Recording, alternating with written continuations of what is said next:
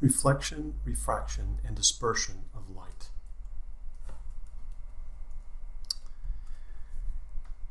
In Isaac Newton's optics, he considered three observations, three phenomena. One, light is reflected by some surfaces, and the angle of return or reflection is equal to the angle of incidence. The second, light can be refracted or bent as it passes from one medium to another. Third, white light can be separated by a prism into many different colors. But when one attempts to break down or separate a color further, one finds that it can't, that these colors are unique. All of these properties, he found, could be explained by assuming that light is made up of tiny particles, which he called corpuscles. Reflection. Imagine a ray of light originating at a point P, striking a mirror, denoted by this plane M, and reflecting off in the direction of another point Q.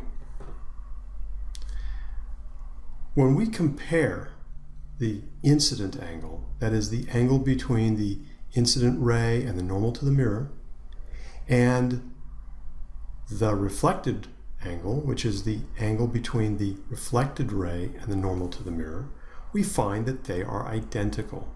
In other words, the reflected angle and the incident angle are identical. This is exactly like the behavior that we see when a particle bounces off a wall. Refraction. When light passes from one medium into another, for example, air into water, we find that the light changes its direction. We say that it bends.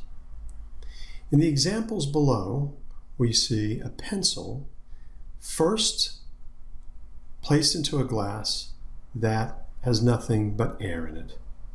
And if we look very closely, we see that the pencil appears to be straight. If we then fill the glass with water, what we see is a slight bending of the pencil. Now, to make that a little clearer, let's put the two pictures together.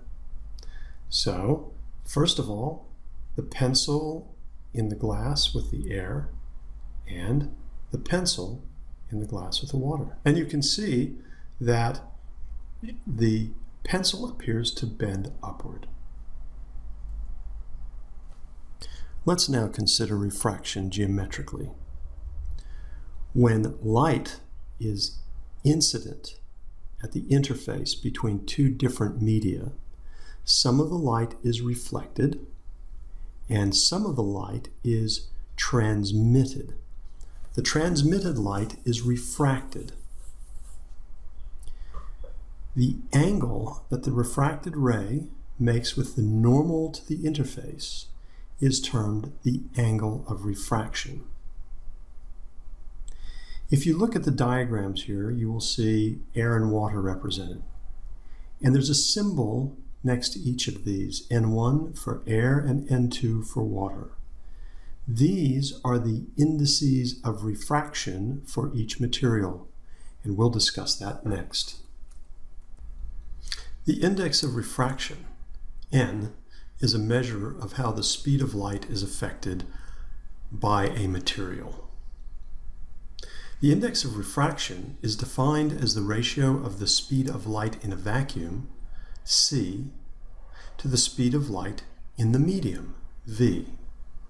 Hence we have N equals c over v. Here's a table with some samples of indices of refraction for various media. Notice that for a vacuum, the index of refraction is 1. All the other indices of refraction are greater than 1.